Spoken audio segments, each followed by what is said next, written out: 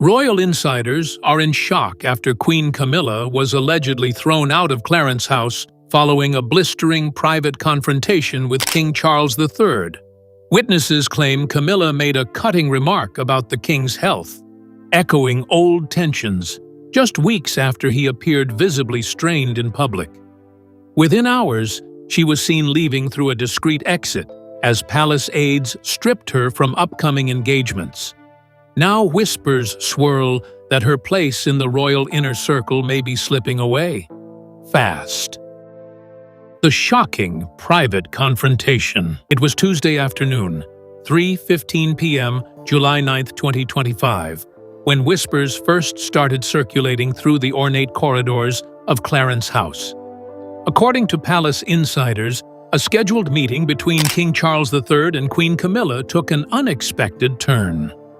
What began as a routine discussion on the king's upcoming September 2025 engagements reportedly spiraled into a tense private confrontation. Sources claim Camilla made a dismissive comment about Charles's recent health concerns, directly referencing his 2-week recovery from a publicized respiratory illness earlier in May. The remark, described as cutting and laced with sarcasm, allegedly questioned his decision-making ability at a time when royal stability was already under the microscope. Those present behind the heavy mahogany doors say the king's demeanor shifted instantly. Charles, who had been reviewing state visit briefings, allegedly froze for a moment before closing the leather-bound folder in front of him. Witnesses recall the temperature in the room dropping, a phrase courtiers have used in the past to describe moments when Charles's controlled temper surfaces. He reportedly gave a terse response before abruptly ending the meeting. Within minutes, 2 members of the Lord Chamberlain's office escorted Camilla out of the room, an action considered unprecedented for a sitting queen consort during a formal palace discussion. The situation intensified later that day. At 5:42 p.m., staff noted Camilla's uncharacteristically swift departure from Clarence House, her car leaving through the less visible stable-yard gate instead of the main exit used for public engagements. This choice only fueled speculation that she was being discreetly removed to avoid press attention. By nightfall, several senior aides hinted privately that she had been temporarily excluded from sensitive briefings, an indication that Charles wanted space to reassess her role in ongoing preparations for autumn state visits to Canada and New Zealand. By the following morning, tabloids were running with headlines like "Royal Rift Behind Closed Doors" and "Camilla Shut Out After Palace Showdown." While the official line from Buckingham Palace was a curt "no comment," the absence of denial spoke volumes. Veteran royal correspondents, some with ties to the palace stretching back to the 1980s, began drawing parallels to earlier moments when private disputes spilled into public narrative, most notably between Charles and Princess Diana in 1992, just months before their formal separation. This confrontation did not come out of nowhere. For those who have followed Camilla's role since her 2005 marriage to Charles, her unease with rigid ceremonial expectations has been a constant thread. The exchange in July 2025 merely brought long-standing frictions into sharper focus. Behind the grandeur of Windsor and Buckingham's gilded halls lies a battle between tradition and personal preference. A battle that Camilla has waged before, often at the expense of palace harmony. The next chapter in this story digs deep into that history. A history of clashes with royal protocol.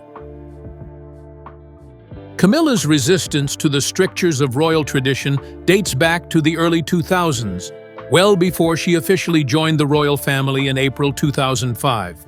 In one memorable incident from 2003, she privately referred to certain royal etiquette rules, such as the precise curtsy angle and table placement during banquets, as a load of old rubbish, according to a former courtier who served both Charles and the late Queen Elizabeth II. This casual dismissal of centuries-old customs was not merely a personal quirk. It signaled an attitude that often set her apart from Charles, who, despite his own reputation for modernization, has remained steadfast in upholding ceremonial protocols. The rift widened in 2024 when Camilla declined to attend 3 scheduled engagements in Scotland, citing fatigue, even as Charles proceeded without her.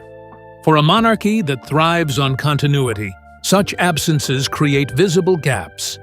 The optics became more problematic when Catherine, Princess of Wales, was photographed attending a Royal Opera House gala. On the same evening, Camilla was supposed to preside over a Commonwealth Heritage dinner. The stark contrast between Catherine's precision and Camilla's absence did not go unnoticed by royal photographers, whose images were splashed across front pages the next day. Royal aides, particularly those in the Master of the Household's department, have expressed frustration over what they describe as Camilla's pick-and-choose approach to duty. They point to moments like the 2022 Platinum Jubilee, where she reportedly pushed to shorten the official balcony appearance, a request denied by the late Queen. The consistent pattern of selective participation has, over the years, created quiet friction behind the scenes. And yet, Camilla's personal charm with certain sections of the press has shielded her from the worst of the public backlash. Until now. The July 2025 confrontation with Charles reignited these long-standing concerns. For many palace watchers, it was not the insult itself, but the underlying attitude that caused the rupture. A queen consort openly questioning the king's health and judgment, especially one with a history of sidestepping formalities, struck at the core of what the monarchy projects: unity and respect for the institution. This context makes it clear why Charles's response was so swift and decisive. It was not merely about one remark, but about years of accumulated tension. If Camilla's attitude toward tradition has been a thorn in Charles's side, the deeper wound comes from a shadow that has never lifted: Princess Diana's legacy. In the public's heart, Diana remains a benchmark for grace, duty, and compassion, and every misstep by Camilla is inevitably measured against her. This unyielding comparison has haunted the queen consort's reign from its very beginning, coloring public perception and influencing even the smallest palace interactions.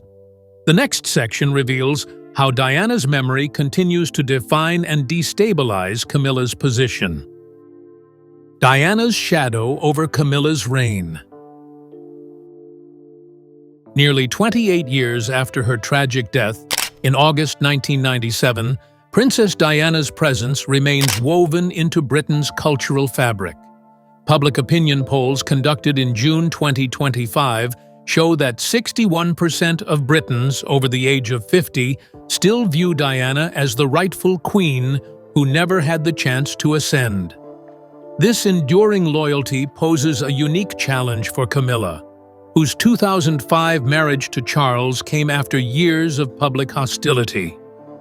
For many, the memory of Diana's vulnerability in her 1995 Panorama interview, where she described her marriage as having 3 people, has never faded. The scars from the 1993 Camilla-gate tapes still run deep. The tapes, leaked in January 1993, contained intimate conversations between Charles and Camilla, while Charles was still married to Diana. At the time, the scandal nearly derailed Charles's future as king.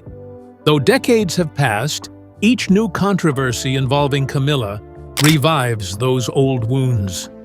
Royal commentators frequently note that William, now the Prince of Wales, has managed to honor his mother's legacy in ways that tactfully sideline Camilla, whether by dedicating new charities to Diana's causes or by ensuring her image remains central in public commemorations.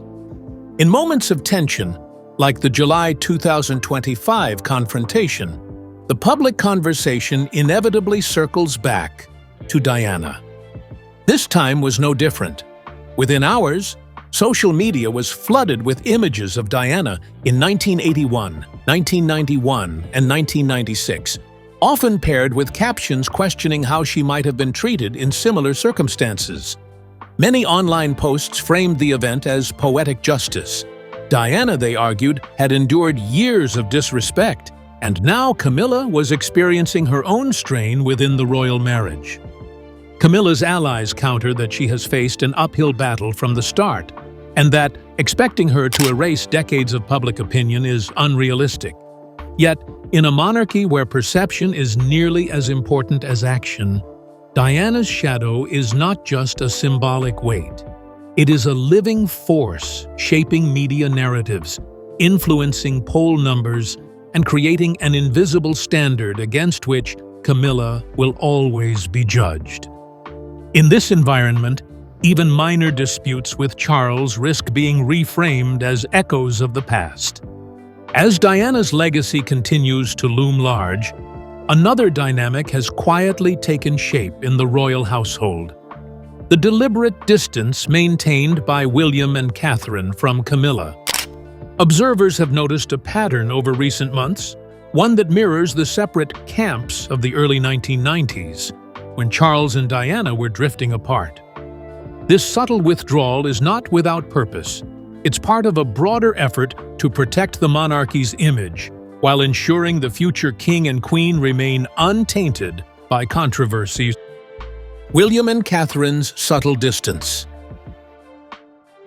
By February 2025, royal photographers had begun noticing something unusual at high-profile engagements.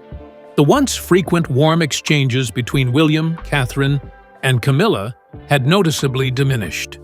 At the Commonwealth Day service on March 10, 2025, Catherine arrived separately from Camilla, despite both being due to sit in the same row at Westminster Abbey. While protocol allowed for such an arrangement, the absence of shared arrivals or informal conversation hinted at a quiet, strategic distancing. It was a pattern repeated at the Trooping the Colours ceremony in June, where William and Catherine stood apart from Camilla on the balcony for the majority of the appearance.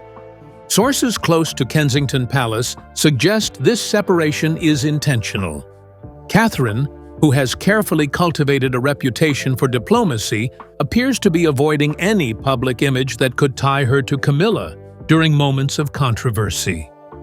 Since her marriage to William in April 2011, Catherine has navigated public life by aligning herself with causes and images that are beyond reproach, such as her Early Years Foundation launched in 2019. Being photographed beside Camilla, while the Queen Consort faces unflattering headlines, could risk undermining that carefully built image, especially given the enduring loyalty to Princess Diana. William's approach is similarly calculated.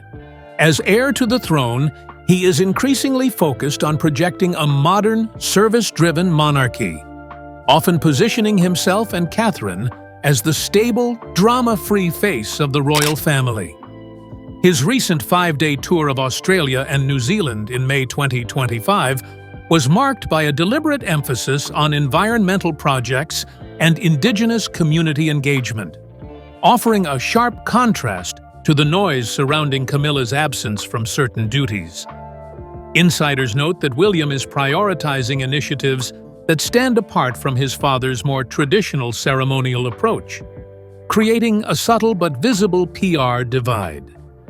For seasoned royal watchers, this deliberate distance is eerily reminiscent of the early 1990s, when Charles and Diana's separate engagements signaled deeper tensions. The difference now is that the separation is not between a husband and wife, but between two future monarchs and the current Queen Consort. In a family where public unity is often staged to maintain the illusion of stability, these calculated absences are as telling as any official statement. This quiet distancing set the stage for what would become the most visible fallout from the July 2025 confrontation: a rapid reorganization of royal duties inside the palace. Within hours of the exchange, the machinery of court protocol began shifting, with Camilla's calendar undergoing immediate and significant edits. The removal of her presence from certain high-profile engagements was not only a personal setback, it marked a clear signal from the king that her influence within the inner royal circle could no longer be taken for granted. Palace fallout and staff realignments. The morning after the confrontation, at exactly 8:47 a.m., palace aides received a revised event schedule via the Lord Chamberlain's office. Notably, several upcoming engagements originally set for August and September 2025, including the Royal Edinburgh Charity Gala and a state dinner in Ottawa, no longer listed Camilla as attending. Instead, her role had been reassigned to senior royals such as Princess Anne and the Duke of Edinburgh. These changes were explained internally as diary adjustments, but long-serving staff recognized the language as coded for disciplinary action. By midday, word spread among royal departments that certain aides loyal to Camilla were being shifted to less central positions. A senior communications officer, who had worked with her since 2010, was quietly reassigned to the Royal Collection Trust. Two of her longtime ladies-in-waiting were given temporary leave, a euphemism used in palace circles when senior figures want a staff reshuffle without public notice. The parallels to the 2018 staff exodus following Meghan Markle's clashes with the household were unmistakable. The changes also extended to operational planning. Meetings for upcoming state visits to Canada and New Zealand, which had been scheduled with both Charles and Camilla in mind, were revised to focus solely on the king and either William or Catherine as accompanying figures. This meant logistical teams had to reorganize everything from travel seating to ceremonial orders of precedence, a complex task that required reprinting official programs for multiple events. These changes were made swiftly, indicating the king's personal approval for the shift. Behind the scenes, sources say the mood among senior courtiers was a mix of relief and apprehension. Relief, because some believed Camilla's casual approach to duties had been quietly undermining protocol for years. Apprehension, because openly sidelining a queen consort is a rare and risky move in royal history. The only modern parallel comes from 1936, when Wallis Simpson was socially excluded from certain royal gatherings after the abdication crisis. That precedent did not end well for the monarchy's public image, a fact that would not be lost on Charles's advisors. The public, however, was quick to connect the dots. By the time the reorganized schedules reached the press, speculation had already overtaken official explanations. Tabloids, social media users, and royal commentators all weighed in, framing the fallout as either justified discipline or evidence of a marital rift. In this fevered media environment, memories of past scandals and historical betrayals bubbled to the surface, fueling the next stage of the drama, where Diana's allies in the press would make their voices heard, and the monarchy's public image faced renewed scrutiny. Public and media reaction. The British tabloid press moved swiftly. By July 11, 2025, front pages carried headlines like "Camilla Frozen Out" and "Royal Rift at Clarence House." The Daily Mail ran a side-by-side comparison of Charles's strained public appearance at a July 4, 2025 veterans reception with archival photos of his late 1990s demeanor during the height of marital trouble with Diana. The implied parallel was deliberate, designed to provoke both nostalgia and judgment among readers who had lived through those years. On social media, hashtags such as #Diana'sRevenge and #WhatGoesAround Comes Around began trending within hours. TikTok users spliced clips of Diana's iconic 1995 BBC Panorama interview with recent footage of Camilla appearing tense at a June 2025 garden party. Royal historians noted how this digital generation, many of whom were not even born when Diana died in 1997, still engages with her story as a symbol of resilience and injustice. The emotional weight of that legacy ensured that the confrontation was not just a palace dispute, but a cultural event. The commentary split along familiar lines. Pro-Camilla voices, including a handful of society columnists and former aides, insisted that the story was media overreach. They cited the Queen Consort's successful 2023 Reading Room Festival and her 2024 Domestic Violence Awareness campaign as proof of her commitment to public service. However, polls conducted between July 12–15, 2025 by YouGov showed a 12% drop in public approval for Camilla, the steepest decline since her marriage to Charles 20 years earlier. In contrast, William and Catherine's approval ratings remained steady, reinforcing their image as the monarchy's most stable figures. While the media frenzy raged outside palace walls, Camilla's personal history of public missteps became fresh ammunition for critics. Each past gaffe, awkward moment, or display of irreverence toward royal traditions was dredged up and reanalyzed in the context of the July 2025 fallout. For her detractors, this was confirmation of a pattern. For her supporters, it was proof that she had always been willing to defy the suffocating expectations of the monarchy. Either way, the conversation was far from over. Camilla's past stumbles in public life. Camilla's career as a public royal has never been without its awkward moments, and critics wasted no time in pulling old footage back into the spotlight.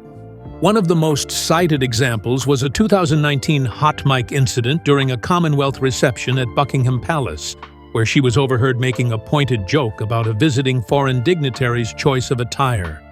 While the remark was brushed off at the time as typical Camilla humor, the resurfacing of the clip in July 2025 reignited debates over her judgment in diplomatic settings. In September 2022, sharp-eyed photographers captured Camilla rolling her eyes during a solemn remembrance ceremony at St. Paul's Cathedral. The image, which made headlines in The Times and The Guardian, was criticized by traditionalists as disrespectful. Later that same year, she drew criticism for skipping a memorial service for a prominent Commonwealth leader, citing scheduling conflicts. For many, these moments cemented the perception of a queen consort willing to bend or sidestep the conventions that define the monarchy's public face. Her social circle has also raised eyebrows. Over the years, Camilla has maintained friendships with certain controversial high society figures, including a pair of London financiers who faced fraud investigations in 2018. While no wrongdoing was ever linked to Camilla personally, her association with such individuals has been a recurring talking point for her detractors. These connections, when re-examined in the light of the July 2025 confrontation, were portrayed as evidence of a pattern, a disregard for optics that could damage the crown. If Camilla's public image has been bruised by these resurfaced incidents, Charles's reaction to the July 2025 confrontation was designed to deliver an unmistakable message. For a monarch often described as measured and conciliatory, his response was unusually direct. By quietly but clearly limiting his wife's involvement in official duties, Charles was not only enforcing palace discipline, but also signaling to courtiers, the press, and the public that certain lines could not be crossed. The next section unpacks the calculated nature of his decision. King Charles's calculated response. For decades, King Charles III has cultivated a reputation as a pragmatic monarch, willing to compromise but protective of the crown's dignity. His handling of the July 2025 confrontation was a textbook example of calculated discipline. Instead of issuing public statements or escalating the situation through leaks, Charles opted for a series of quiet but unmistakable moves, reassigning Camilla's scheduled appearances, altering her proximity in official photographs, and shifting ceremonial roles to Princess Anne and Catherine for the remainder of the summer calendar. In palace history, such steps are rare, but not unprecedented. Royal scholars point to 1994, when the late Queen Elizabeth II temporarily withdrew Prince Andrew from certain public events following controversial press coverage. However, Charles's decision carried additional weight because it was directed at his spouse. By removing Camilla from select duties in August and September 2025, including the high-profile state banquet for the President of France, Charles effectively reinforced the idea that the monarchy's image is paramount, even above personal relationships. Courtiers close to the king describe the move as an act of protective containment. With state visits to Canada and New Zealand looming in October 2025, Charles sought to ensure that his public engagements remained free from distractions.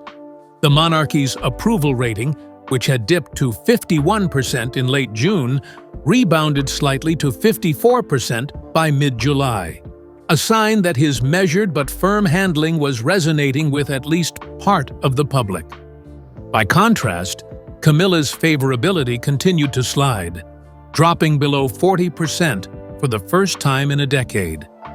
Yet Charles did not act alone. Behind his decisive response was a network of senior courtiers, some of whom had served his mother for decades, who recognized the risk of allowing the incident to fester. Their intervention was not just about damage control, but about preserving an institution that has weathered multiple storms.